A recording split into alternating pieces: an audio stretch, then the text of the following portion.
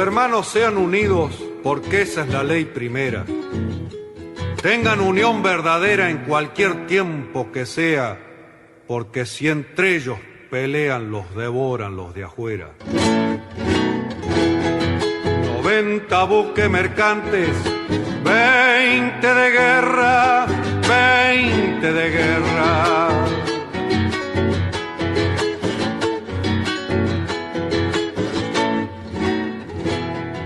Vienen pechando arriba las aguas nuestras, las aguas nuestras.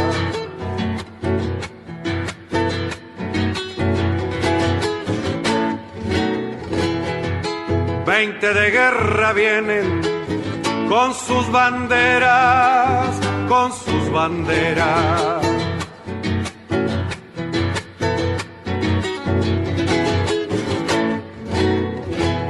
La pucha con los ingleses, ¿quién los pudiera? ¿Quién los pudiera? Que lo tiro a los gringos, un y gran 7, navegar tantos mares, venirse al cohete, que digo, con los acordes y el canto de la vuelta de obligado, triunfo tradicional, con letra de Miguel Brascó e interpretado por Alberto Merlo, hoy 15 de junio damos comienzo al programa 341 de Obligados a Volver, programa que se transmite todos los miércoles y sábados a las 18 horas por nuestra página en Facebook Obligados a Volver, programa radial. Obligados a Volver, un análisis de la realidad argentina y mundial, desde nuestra mirada que es nacional, popular, democrática, feminista, latinoamericanista, ambientalista y plurinacional. Obligados a volver, porque como dijo el general San Martín, cuando la patria está en peligro, todo está permitido excepto no defenderla. Recordando y reivindicando además nuestras consignas fundacionales: lealtad a Perón, Cristina Conducción. Dirección Norberto Raful y consejo de columnistas y asesores. Locución, quien les habla, Irene Ring. En la operación técnica, Nicolás Rearte. A continuación, Norberto nos comentará, como suele hacerlo, el temario de nuestro programa de hoy. Buenas tardes, Norberto. Buenas tardes, Irene. Buenas tardes a todos y todes, les oyentes de Obligados a Volver. Programa número 341, que corresponde al miércoles 15 de junio y que, como es habitual, lo organizamos en dos bloques. El primer bloque se inicia con las efemérides históricas que prepara Edgardo Margiota y le sigue la columna de operetas que informa Hugo Muleiro. A continuación, la columna de política nacional a cargo de Héctor Rudil. Y cerrando el primer bloque, la columna de Economía Popular de Silvia Berra, que hoy nos presenta este título: La economía social en la agenda global. Hacemos un pequeño paréntesis para comentar nuestros otros medios de comunicación y luego entramos al segundo bloque con nuestro columnista invitado, el gallego Fernández, secretario general de la organización Peronismo Militante. A continuación, la columna de energía de Juan Carlos Teso con este título: Gasoducto Néstor Kirchner, ¿sí o no? Finalmente, cierra el bloque y el programa la columna de Irma Caupán del Movimiento de Mujeres Indígenas por el Buen Vivir, que recién llegada del plenario hecho en la provincia de Salta, trae esta consigna: abolición del chineo ya. Dicho esto, ¿qué te parece, Edgardo, si arrancás con tu columna? Conocer el pasado para iluminar el presente y construir el futuro. Efemérides correspondientes a la semana que se inicia. 16 de junio de 1955. En un intento de golpe militar que fracasará, decenas de aviones de la Marina de Guerra bombardean y ametrallan al pueblo en la Plaza de Mayo. La consigna era matar a Perón. A raíz de estos bombardeos mueren más de 370 hombres y mujeres. En las últimas horas del día se incendian varias iglesias de Buenos Aires. A pesar del repudio de Perón a estos desmanes, el Papa Pío XII lo excomulga. 17 de junio de 1821 pasa a la inmortalidad el general Martín Miguel de Güemes. Obligados a volver, rinde su homenaje al caudillo y líder popular salteño y a aquellos gauchos que lo acompañaron en la gesta de la denominada Guerra Gaucha, de fundamental importancia en toda la guerra de independencia sudamericana. 19 de junio de 1948 se crea la Fundación Ayuda Social María Eva Duarte de Perón. 20 de junio de 1814 se produce la rendición de Montevideo, el sostenido sitio a la ciudad, las victorias navales de Brown y las nuevas tropas que Alvear condujo al tomar el mando del ejército sitiador hicieron comprender a Vigodet, sustituto del virrey Elío, la inutilidad de toda resistencia. El 20 de junio los enviados de Vigodet acuerdan con Alvear una capitulación por la cual los realistas debían entregar la ciudad y retirarse a España. Como un grupo de realistas se negó a rendirse, Alvear exigió la entrega de la plaza y el día 22 se apoderó de las fortificaciones para finalmente entrar triunfante a la ciudad del 23 de junio. Con estos sucesos termina la dominación española en el Río de la Plata. 20 de junio de 1820 pasa a la inmortalidad el general Manuel Belgrano, quien fuera uno de los principales dirigentes del proceso revolucionario de mayo de 1810. Su acción revolucionaria se basó en una concepción integral del país en ciernes, política, militar, económica y educativamente. Además de participar de la primera junta, estuvo al frente del Ejército del Norte y comandó el éxodo jujeño, obteniendo las victorias de Tucumán y Salta. Su legado nos compromete. Esto pensaba Belgrano. Si es cierto, como lo aseguran los economistas, que la repartición de las riquezas hacia la riqueza real y verdadera de un país, de un Estado entero, elevándolo al mayor grado de felicidad, mal podrá haberla en nuestras provincias cuando existiendo el contrabando y con él el infernal monopolio, se reducirán las riquezas a unas cuantas manos que arrancan el jugo a la patria y la reducen a la miseria.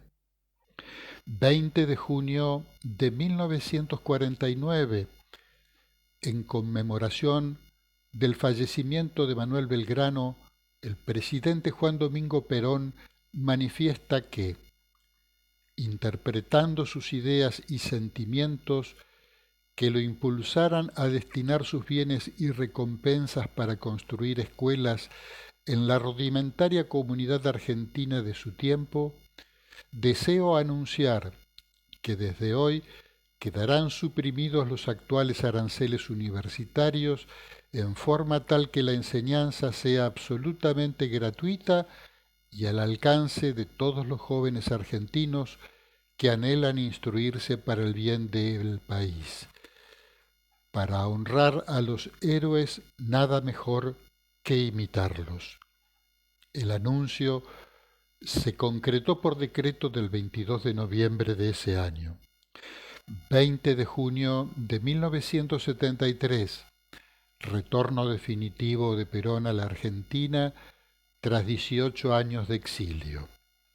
20 de junio de 1996, se produce la histórica pueblada de Cutralcó y Plaza Winkle. Ante las consecuencias de la privatización de la petrolera YPF llevada adelante por Carlos Menem, en especial la desocupación, y el anuncio del gobernador Sapag de la ruptura del contrato leonino con una empresa canadiense para construir una planta de fertilizantes, pero que suponía el empleo temporario para unas 1.500 personas más unos 200 puestos permanentes, nace el reclamo del pueblo de las dos ciudades que se tradujo en movilización. Por la tarde de ese día, los vecinos se autoconvocan en la ruta y cortan el paso vehicular. El piquete tomaba forma y se extendería por 7 días. Surge una original forma de manifestar reclamos que instaura método, nombre y símbolo de un nuevo actor en la resistencia al neoliberalismo, los desocupados en rebeldía. Nacían los piqueteros. 21 de junio de 1918 se lanza el Manifiesto Liminar de la Reforma Universitaria en Córdoba, movimiento que impulsó la democratización de la vida universitaria.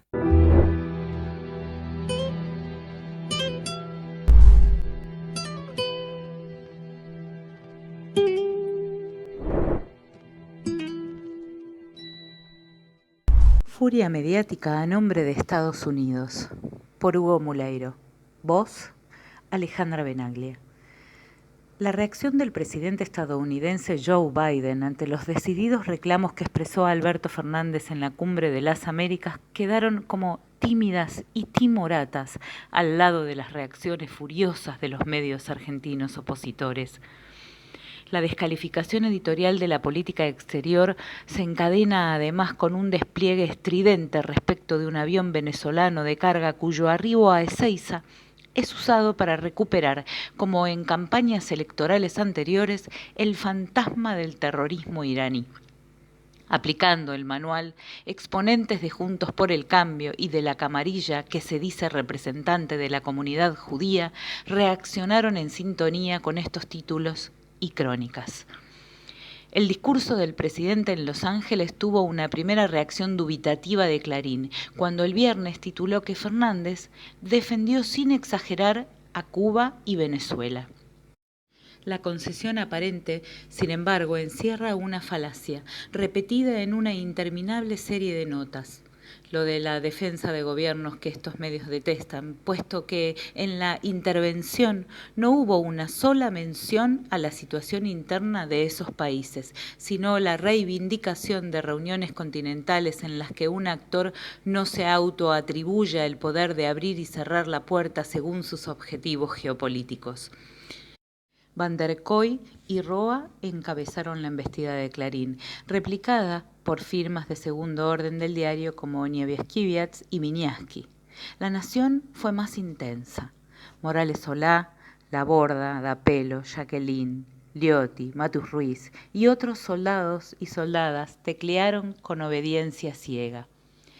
También Infobae multiplicó diatribas durante 4 días consecutivos con un matiz muy singular de su columnista de cabecera Román Lechman, el sábado, quien llegó a desautorizar la reacción de Biden, sin que sepamos a nombre de qué sectores políticos estadounidenses lo hizo.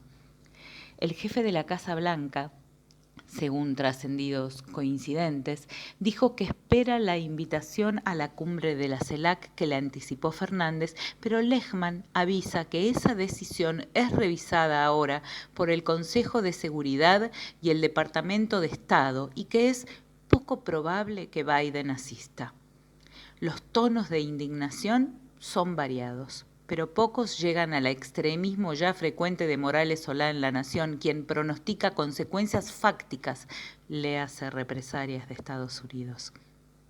Con el corazón todavía roto por los hechos de la cumbre del 2005 en Mar del Plata, el columnista se queja lastimosamente porque Alberto Fernández criticó a su amado Mauricio Macri. En conjunto, se repite una estrategia preelectoral que tiene libreto conocido. títulos sobre corrupción K y un gobierno peronista otra vez asociado al terrorismo internacional. Los tres medios están a un paso de afirmar que tal vez el avión sospechoso es el que trajo comando venezolano castrista iraní que atravesó paredes en las alturas para el asesinato del fiscal Nisman. Caído el ex ministro Culfas como ídolo de ocasión por los favores que realizó para bombardear la interna del oficialismo, los tres medios centran la metralla en la intendenta Mayra Mendoza y La Nación impostó un anuncio en su título principal del lunes. Pretende dar como novedad un posible pedido de prisión contra Cristina Kirchner. En verdad, en el diario ya se anunció la postura del fiscal Diego Luciano hace semanas. También lo hizo Clarín, que llegó a saborear que el fiscal dará el tan esperado golpe final a la vicepresidenta. Igualmente previsible es el apoyo al precandidato cada vez más derechista Rodríguez Larrete y su ocurrencia de imponer en la agenda la discusión de cambios al lenguaje sobre géneros para ocultar el sonoro fracaso de su política educativa, de la que tanto alardea con su fijación por entrar a la Rosada. Muy degradante nota del editor sabatino de Clarín, de apellido Abascal, quien le regala legitimidad al alcalde y su siniestra ministra, pero les reprocha haber usado la palabra prohibir porque es fea. ¿Es la mayor prueba de la calamidad mediática que asola al país? No, hay una peor. En la publicación sobre una entrevista colectiva que el presidente dio en Los Ángeles, estos medios llegan al extremo de tergiversar las preguntas. La Nación dice que una de ellas fue: ¿el discurso fue consensuado con el resto del continente? ¿Le preocupa el impacto que podría tener en Estados Unidos? Pero Clarín dice que fue muy distinta. ¿Usted consensuó con mandatarios como Iván Duque y Jair Bolsonaro el tono del discurso? Imposible saber cuál dice la verdad. Probablemente ninguno. La conclusión es obvia. Al periodismo independiente le falta manipular solo la temperatura.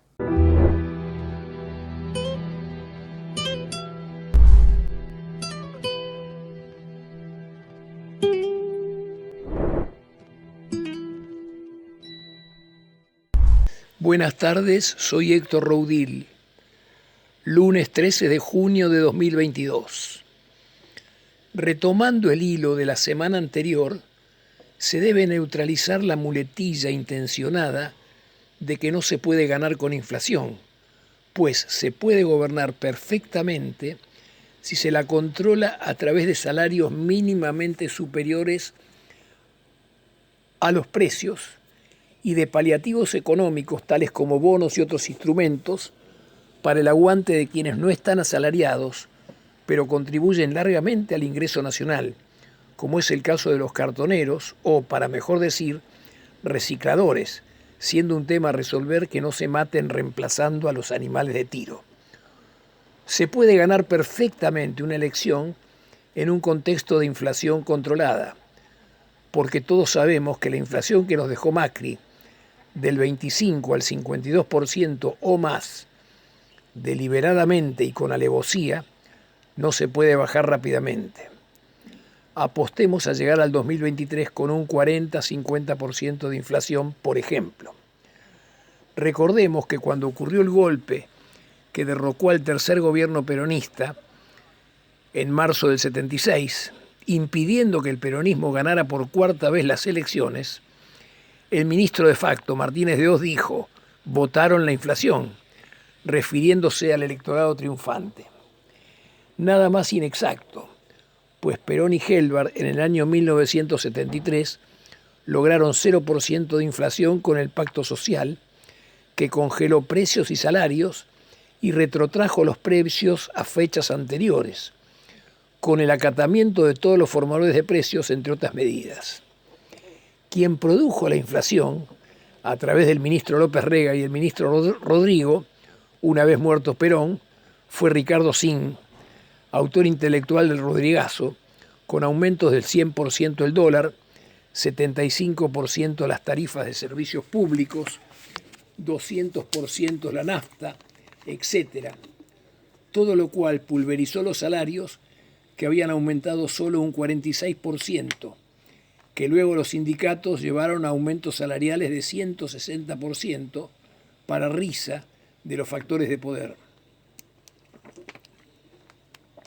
La inflación, por lo menos en Argentina, es un problema político revestido de un disfraz económico, sostenido por consultores privados, independientes y apolíticos, entre comillas, que manipulan las expectativas, sabedoras que las mismas son por sí mismas un factor de inflación.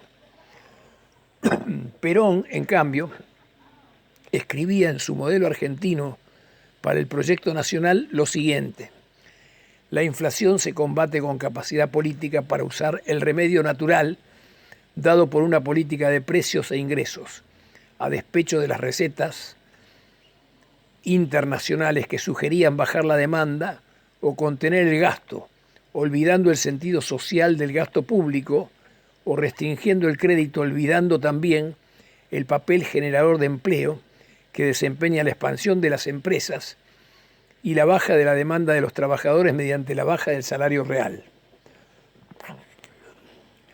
La renuncia de Culfas es una prueba más de que Alberto y Cristina deben cogobernar, sin importarles las críticas malintencionadas que reciban por ello. Al contrario, mostrarán a inversionistas y factores de poder cuál es el rumbo a seguir por el gobierno, y a ello deberán atenerse los gobernados, cualquiera sea el sector, quedando abierta la protesta por vía democrática para quienes no estén de acuerdo. Las internas de Juntos por el Cambio llevan a medidas disparatizadas como la que tomó Rodríguez Larreta respecto al lenguaje inclusivo. Su discurso revela apuro por ubicarse supuestamente mejor respecto a sus contrincantes Macri y Bullrich.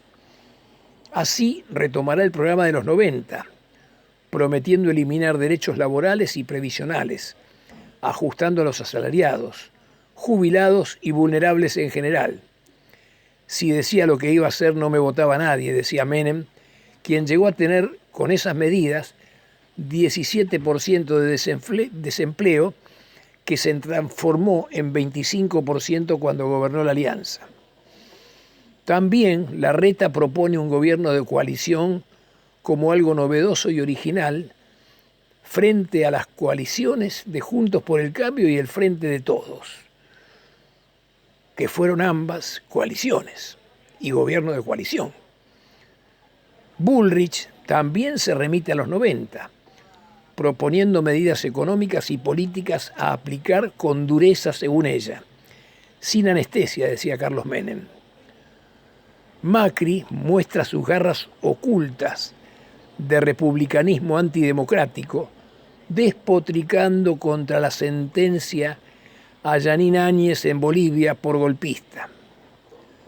Milei, a su vez, desbarranca por falta de público y peleas muy fuertes entre sus allegados, coincidiendo con Macri en la búsqueda de aliados de otros países, alimentando sospechas de campañas internacionales contra los movimientos nacionales y populares, y metiendo una cuña entre Macri y el radicalismo. En el gobierno del Frente de Todos aparecen datos positivos, como el apoyo de la Liga de Gobernadores referido a los recursos coparticipables, al cambio de planes sociales por trabajos genuinos y a un mayor federalismo en la Corte Suprema de Justicia de la Nación. También el arresto del presidente de Vicentín muestra que el gobierno no estaba equivocado respecto a dicha empresa y es promisorio para que los acreedores PYME recuperen su dinero.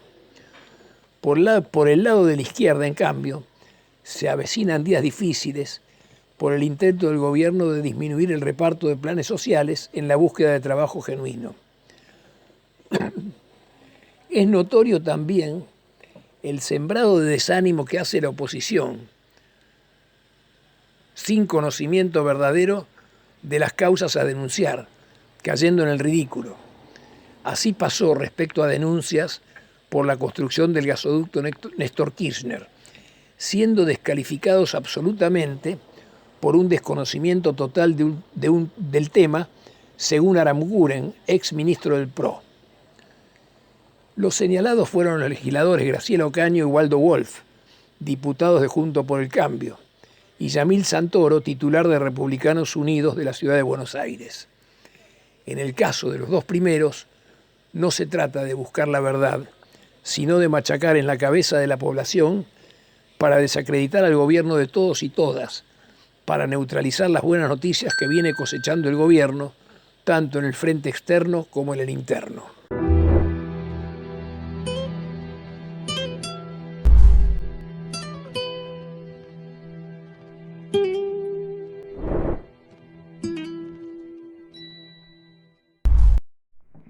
Buenas tardes, soy Silvia Berra y hoy continúo con la columna de la economía popular. El otro día ya les había comentado que hay diferentes modos de referirnos a la economía popular o economía social solidaria y hay múltiples posturas en cómo la definimos, cuál es su alcance y el perfil de quienes forman parte de ella. Justamente este y otros temas fueron tratados en la 110 reunión anual de la Conferencia Internacional del Trabajo de la OIT, Organización Internacional del Trabajo, que se realizó en los primeros días de junio en Ginebra, Suiza. Haré una breve reseña, ya que allí participaron nuestro ministro de Trabajo, Claudio Moroni, quien dio el discurso inaugural, y el presidente del INAES, Instituto Nacional de Asociativismo y Economía Social, Alexandre Roy. La OIT elaboró un informe donde se realiza un diagnóstico sobre la economía social en el marco de los grandes cambios en la forma del trabajo, profundizados estos cambios por la crisis del COVID-19. Considera que el concepto de la economía social solidaria es tan abarcativo, tan amplio, tan disímil y desigual en sus acepciones, que no hay un consenso universal. Se la nombra economía social, tercer sector, empresa social, sector sin fines de lucro, economía solidaria, economía alternativa y economía popular. Además, en este mismo informe se mide el impacto y los aportes de la economía social solidaria, las contribuciones al trabajo decente, el desarrollo sostenible y los obstáculos para su avance, y se llama a la creación de una legislación que la reconozca. La comitiva argentina participó en esta comisión, el trabajo decente y la economía social y solidaria, para discutir el rol y el valor de la economía social solidaria en el escenario internacional, al cumplirse 20 años de la resolución 193 de la OIT, en la que se recomienda la promoción de cooperativas en el contexto de globalización. Alexandre Roy destacó que es la primera vez en la historia que debatimos, junto con las delegaciones de otros países, sobre la definición de la economía social solidaria, lo que da cuenta del reconocimiento del sector en el mundo del trabajo por parte de la comunidad internacional. En un podcast que grabó para este evento, Roy hizo referencia a la diferencia entre empleo y trabajo, una idea que ya les comenté en la columna anterior. Esta diferenciación se planteó en nuestro país ya a fines de los años 90, con la aparición de los movimientos de trabajadores excluidos. En esa situación de desempleo masivo, como la que vivimos en la Argentina y que llevó a la crisis del 2001, se comenzó a diferenciar a los trabajadores entre aquellos y aquellas que trabajan en relación de dependencia, los que serían los y las empleadas, de aquellos quienes no trabajan en relación de dependencia, que serían los trabajadores autogestionados. Para estos últimos trabajadores, Roy planteó que es fundamental reivindicar su identidad como tales a través de la organización gremial para pensar el trabajo en términos de derechos. En el caso especial de nuestro país, los trabajadores se organizaron para hacer oír sus demandas como sector en distintos tipos de asociaciones. La CETEP primero, Confederación de Trabajadores de la Economía Popular, y la UTEP más recientemente, Unión de Trabajadores y Trabajadoras de la Economía Popular, que nuclea varias organizaciones del sector. ¿Cómo esos trabajadores y trabajadoras no quedan desprotegidos sin acceso a derechos básicos? Y ahí entran en juego las medidas, la legislación y las políticas que los gobiernos implementen para tener en cuenta a este sector y permitir su desarrollo. Volviendo a la locución de Alexandre Roy, el presidente de INAES, considera posible un modelo de país y negocios distintivos con los aportes del cooperativismo y el mutualismo. que demostraron con creces la capacidad y eficiencia en la organización de la producción. Algunas razones para esta afirmación. En primer lugar, es un sistema productivo en el que todos los asociados y asociadas están afectados democráticamente a la conducción de la empresa social. En segundo lugar, moviliza a las personas que se articulan en torno a un objetivo común sobre el que desarrollaron un saber. Y, muy importante, son empresas que invierten el excedente para mejorar la misma. Por último, el control social de la tecnología que no está presente en el capitalismo. Tomo textual las palabras de Alexandre. Cuanto más componente cooperativo y mutual tenga una sociedad, más sustentable será en términos sociales, ambientales, alimenticios y energéticos. Frase que propone el modelo asociativo como alternativa a los problemas que presenta el capitalismo financiero, deshumanizado, extractivista y contaminante. Expresó: nos confrontamos a dos grandes modelos. Un modelo donde lo que importa es lo grande, lo concentrado, lo centralizado, o un modelo donde se defiende lo local, lo comunitario, lo que se produce en una escala realista en función de las necesidades locales. Y agrego yo, lo que contribuye al buen vivir y al cuidado de la tierra que nos acobija. Hasta la próxima.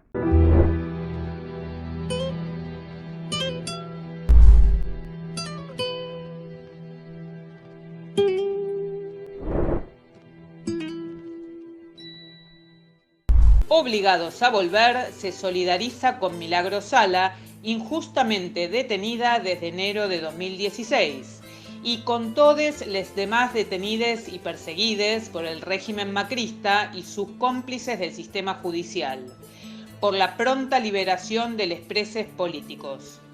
Continuamos preguntando dónde está Tehuel de la Torre, el joven trans que fue visto por última vez el 11 de marzo del 2021, cuando salió de su casa de la localidad bonaerense de San Vicente para ir a ver un trabajo. ¿Y qué pasó con Guadalupe Lucero, que permanece desaparecida desde el lunes 14 de junio del 2021 a la tarde, cuando jugaba en la vereda de la casa de su tía con sus primos y su hermano mientras la familia festejaba un cumpleaños familiar? Antes de continuar con Obligados a Volver, les invitamos a conocer todos nuestros medios de comunicación. Nuestras páginas en Facebook, Obligados a Volver, programa radial, en la que además de transmitirse las emisiones de nuestros programas, se publican las noticias de política nacional. La Lealtad, Política y Cultura, en la que podrán ver las publicaciones de cultura, noticias de la patria grande y del panorama internacional en general. Y el grupo Obligados a Volver, dispuesto para el intercambio de información y debate entre nuestros oyentes. Además, tenemos el rotativo de Obligados a Volver, un servicio cotidiano de noticias, música y buen humor al que se accede adhiriendo a un grupo de WhatsApp. Les recordamos también que pueden suscribirse a nuestro canal de YouTube, Obligados a Volver, donde pueden consultar los programas ya emitidos y material audiovisual en varias listas de reproducción.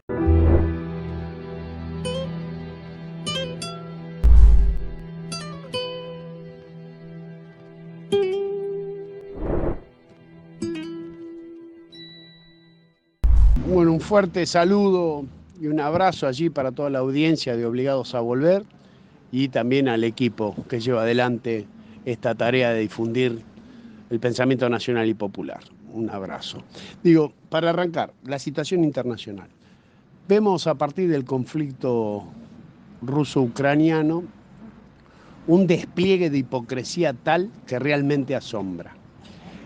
El bloque anglosajón, con sus aliados y lamentablemente con Europa como títere, vemos que activa el envío de armas permanentemente al pobre pueblo ucraniano, porque el imperio allí, ¿qué está haciendo? Está librando una guerra por interpósitas personas. Envían armas, se cae la economía europea, se perjudica. Y digo hipocresía porque, a pesar de lo que digan algunos diputados y diputadas europeos, que dicen, que hablan del Estado soviético, del comunismo, Rusia no es más ni es el Estado soviético que se disolvió, la Unión Soviética explotó por el aire, y tampoco es una economía comunista, porque es una economía capitalista absolutamente. Pero eso tiene que ver con demonizar al adversario, porque el bloque anglosajón, el imperialismo, disputa hegemonía. Ahora, no vimos que se rasgaran las vestiduras ni en Yemen, ni en Siria, ni en Irak, ni en Libia, ni en Birmania con la masacre al pueblo Karen, ni en Sudán, porque allí hay aliados del imperialismo, entonces son guerras de democracia aparentemente. Y sus aliados, algunos aliados, los jeques petroleros, no son demócratas, son autócratas. Y ellos los consideran sus grandes aliados. Esto para hablar de política internacional, para empezar a charlar un poquito de política internacional. El imperialismo existe, el imperialismo elige quién es el enemigo, y lamentablemente hay una comparsa mediática que los acompaña.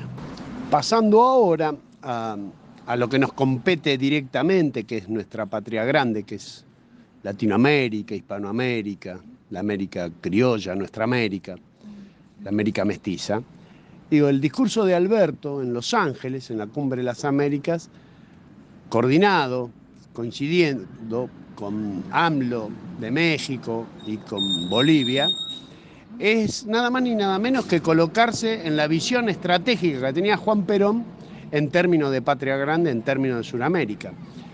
La libre determinación de los pueblos y, por supuesto, nuestra tradición, que ha sido la del no intervencionismo. La verdad que allí marcar que faltaban países, que faltaban patrias en esta gran patria suramericana era lo correcto, es la senda que nos marcaba Juan Perón en política internacional y particularmente en la política de la patria grande. Yo me siento muy, pero muy halagado, muy contento por el discurso de Alberto, porque creo sinceramente que hemos vuelto a la vieja histórica tradición que ha tenido la Argentina con respecto a la política internacional.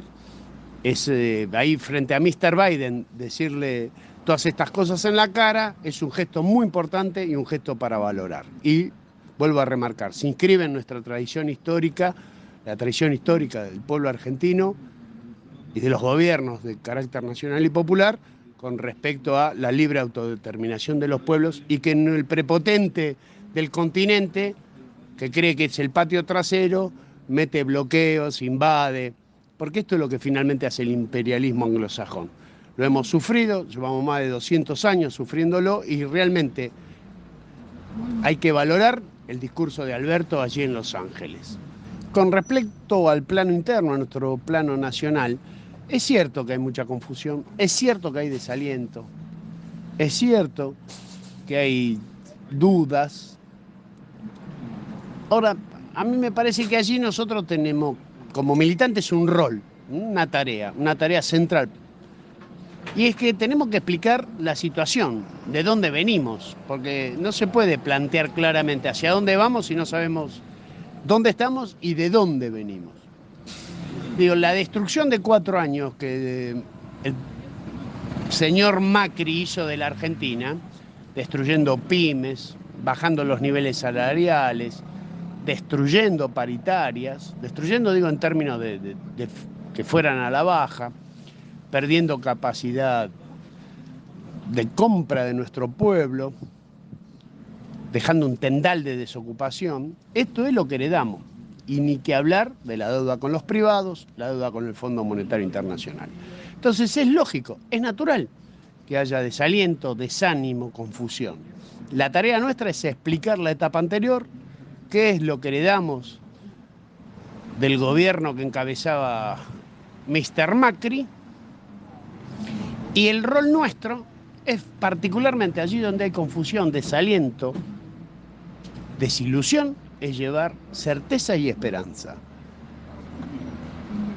El pueblo peronista, el pueblo argentino y particularmente la militancia peronista ha sido fogueada en años de resistencia en el marco de una adversidad enorme. Tenemos resto para salir a explicar la situación, convertirse cada uno de los compañeros y compañeras en apóstoles que vayan casa por casa, barrio por barrio, aula por aula, fábrica por fábrica, explicando la situación. Y que hay una certeza y una esperanza. La esperanza se llama Cristina Fernández y esa es la certeza con la que nosotros debemos ir a charlar, a debatir, a abrazar, encontrarnos, planteando esto.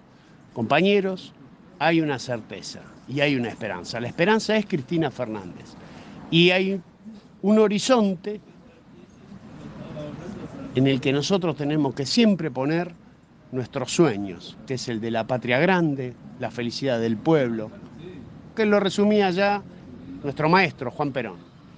Soberanía política, independencia económica, justicia social, nacionalismo cultural y la integración de la patria grande.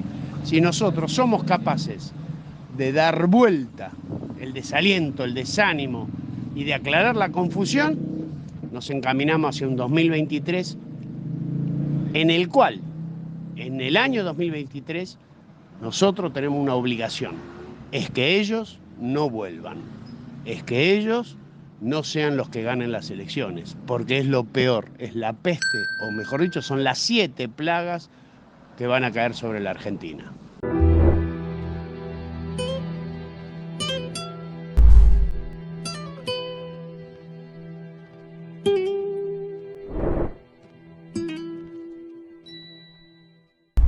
Mari Compuché, Mari Compulamien, soy Irma Caupán, formo parte del movimiento de mujeres indígenas por el buen vivir y seguimos sumando la voz, esta posibilidad de seguir contando con este espacio para compartir lo que vamos caminando desde el movimiento. Desde que volvimos de Salta, estamos justamente luchando por la abolición del chineo ya. Y lo que pudimos consensuar con nuestras hermanas de las 36 naciones indígenas fue un exigitorio y un ultimátum al Estado argentino por la abolición del chineo. Y lo que exigimos es que se declare y se tipifique el chineo como un crimen de odio y con ello alcance las penas máximas y sin obtener beneficios como ser la libertad condicional o la reducción de condena. Entendemos el chineo como una práctica criminal, racista y colonial sistémica. También que se declare como crimen imprescriptible, que se responsabilice e inhabilite a trabajar en territorios indígenas a empresas que tengan empleados que hayan cometido esta aberración, que se procese, condene y se dé de baja deshonrosa a policías, gendarmes y o militares que violen a las niñeces indígenas, que se expulse y condenen a las instituciones y grupos religiosos que operan en territorio indígena y que son cómplices de estas prácticas criminales, que se juzgue y se condene sin excepción y sin reconocimiento de fueros a funcionarios públicos, como así también a las autoridades tradicionales de los pueblos indígenas, que sean ejecutores de estas prácticas cómplices o bien facilitadores de las mismas. Pedimos el embargo de todos los bienes de los violadores con bienes a cumplir la contención económica y recuperación de la víctima. Sanción económica al Estado argentino para la creación de un fondo de prevención, recuperación y apoyo a las víctimas del chineo, administrado por el Movimiento de Mujeres Indígenas por el Buen Vivir. Entendemos y sostenemos que el principal responsable de estas prácticas criminales sigan vigentes desde hace más de 200 años ha sido el propio Estado argentino, que en ninguno de sus sucesivos gobiernos ha generado mecanismos de condena ni ha producido instrumentos legales para la prevención y tratamiento de casos de chineo. Para desactivar los escenarios de complicidades que generan este crimen, se deben reformular los mecanismos de diálogo y representación entre los pueblos indígenas y el Estado. Es así que de ahora en más las mujeres debemos ser las receptoras y administradoras de los programas de alimentación y asistencia social, ya que muchos caciques y referentes hombres indígenas aprovechan este lugar de poder para humillar y someter sexualmente a niñas y jóvenes de su propia comunidad. Exigimos que los encubridores y encubridoras también sean condenados y con la misma escala que los actores materiales. También pedimos la elaboración de protocolos con participación y consultas a mujeres y diversidades indígenas, con fines a que se apliquen en instituciones tanto del Estado Nacional como en cada una de las provincias y municipios, como ser instituciones educativas, de salud, de justicia, de seguridad. Es determinante que cualquier legislación o medida que se tome para dar respuesta a la abolición del chineo deberá contener todos estos y cada uno de estos puntos que señalamos. Este exigitorio será caminado, colectivizado y urdido entre muchos hilos de solidaridad del mundo. Estamos convencidas que desde el tercer Parlamento Plurinacional de Mujeres y Diversidades Indígenas por el Buen Vivir ha surgido esta propuesta que tendrá un impacto continental. Informamos así que por nuestra parte no pararemos hasta lograr salvar de este profundo dolor a nuestras niñeces y revalorizarlas como se merecen. Las niñeces de los pueblos del mundo son sagradas y ante el resurgimiento de gobiernos y políticos que propagan el odio racista, usando medios de comunicación de todo tipo para inocular en la sociedad división, segregación y racismo, nosotras estamos respondiendo con tenacidad, con coraje y amor. Es por ello que nos solidarizamos con las madres, padres, familiares de las niñas asesinadas en la masacre también de Texas, que se produjo justo cuando nosotras estábamos ahí en el Parlamento el 25 de mayo. Y seguimos profundizando y seguimos buscando nuestra posición respecto al terricidio que se produce en nuestras comunidades y territorios y seguimos reuniéndonos con diferentes instituciones y organizaciones y también estamos teniendo el apoyo de Amnistía Internacional para buscar la mejor manera de poder abolir de una vez este chineo que atenta contra nuestras niñeces. Estamos luchando para visibilizar y buscar los modos de luchar contra este terricidio que intenta desaparecernos, que intenta con toda impunidad arrasar los cuerpos territorios. Y en este caso estamos luchando para salvar los cuerpos de nuestras niñeces. Así que les pedimos también que sean voceros de este pedido, de este clamor, y que podamos empezar a sanar entre todos ante este terricidio. Agradecidas por este espacio y nos encontraremos la semana próxima. Mari Chihuahua.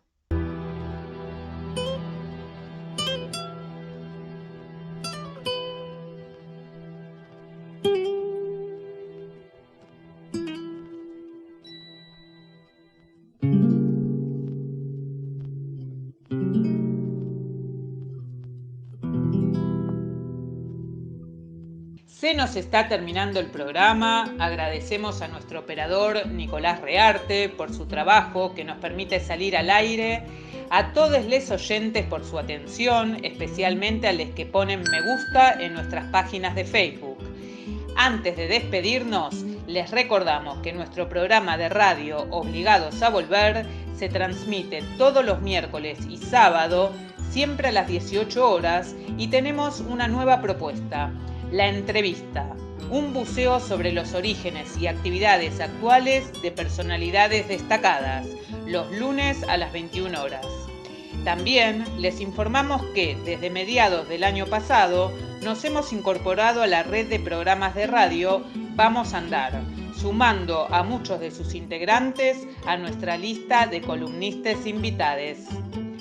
Este fue otro programa de Obligados a Volver, emitido desde nuestra página en Facebook, Obligados a Volver, programa radial.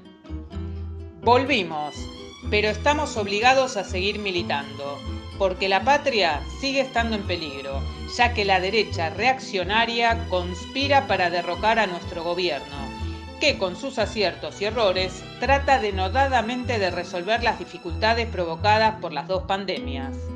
Por eso, continuaremos con nuestra tarea, siguiendo el legado del libertador San Martín.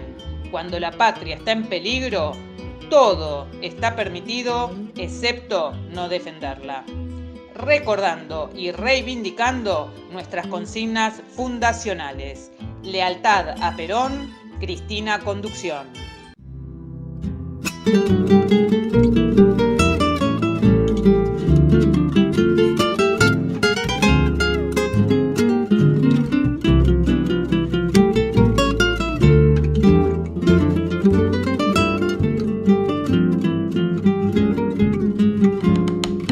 Patria es mi gente en su tierra, es nuestra forma